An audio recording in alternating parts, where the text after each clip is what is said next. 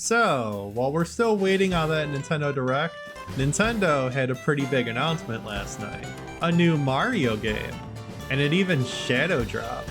It also takes full advantage of the Switch too, and even the mouse controls. And if you can't already tell by now, it's Mario Paint from the Super Nintendo. I know, it's not actually a new game, but it's still really cool regardless. Mario Paint's not as much of a game as it is an application. Actually, when I first got it, I didn't even know there was a mouse. My mom bought a secondhand copy from a store at a mall nearby us at the time. This was when I was a kid. It came standalone, and I think it was like $5.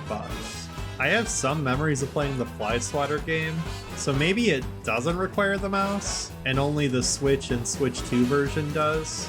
I actually don't know. If it does require the mouse, maybe we got that later. I don't remember ever seeing it though. But what do you actually do in Mario Paint, I hear you ask? Well, you draw. You make paintings. It might seem really simplistic, but there was actually a lot of novelty back in the day when it came to the Super Nintendo. There really wasn't anything like it. Sure, it's basically just Microsoft Paint, but there's a lot of charm to it. There's little quirks that just show that Nintendo charm. There's also a whole music maker mode where you can compose your own music. When YouTube first started, it was common to see people remake popular songs with the composer tool from this game. This would range from popular video game music or even popular actual real-world songs. It was pretty cool seeing this back in the day, in the early days of YouTube. And it's just a really fun tool to mess around with in general. There isn't really much game here, to be honest, but that's honestly the fun of it. It's just fun to mess around, and while I'm not an artist myself, I do still like doodling across the screen.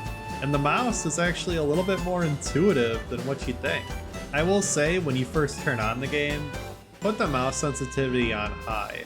It just makes it flow better. The mouse feels a little sluggish when you first boot up the game. It is also, weirdly enough, the only game on the Switch Online service that requires the mouse at this time. If you're playing on the original Switch, you have to use a USB mouse, since the Joy-Con 2 isn't compatible. I will say the USB mouse is probably a lot more comfortable though, but thankfully my friend Frenchfry the Fish made me a mouse attachment for my Joy-Con with his 3D printer. Shout out to you, man, you're a bro. This makes the mouse controls way more comfortable, and I would love it if Nintendo made their own attachment in the future. It just slots in and is really easy to use. This trailer was also really weird to see from Nintendo, and not only because it shadow dropped. Normally when a game comes to one of the online services, they just show it in a trailer, like some gameplay and that's about it.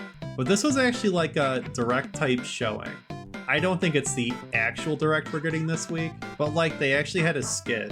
It really reminded me of those days of the Wii U, where they may have not had as many games, but they did have personality. There was always like a friendly rivalry between Reggie and Iwata, or Reggie and Bill, or something like that, and it was just fun. I do prefer having actual games, but I do miss that creative side of Nintendo. So this was cool to see. I also wonder if this is a sign of what's next for Mario. Bowser Jr. had a paintbrush in Sunshine as well as Bowser's Fury, so could we see a painting mechanic with the paintbrush be used in the next 3D Mario? Like instead of cleaning up ink or paint, like in Sunshine, are we instead painting things to solve puzzles? Nintendo usually likes to innovate with Mario, so I'm really wondering what that next big leap will be outside of just an open world. I also think we could see the mouse controls for something like Mario Maker 3. Maybe even a 3D Mario Maker this time. It could work. There's a ROM hack of Mario 64 that lets you make your own Mario levels, so I think Nintendo could take a swing at it too. But even if it's not a 3D Mario Maker, I think the mouse controls could really help the level design become way more intuitive. People still prefer that original Wii U version of Mario Maker over the second one on the Switch, mainly because of that touchscreen, so mouse controls could really help to bridge that gap. I'd also love to see DS games or even 3DS games on Switch Online.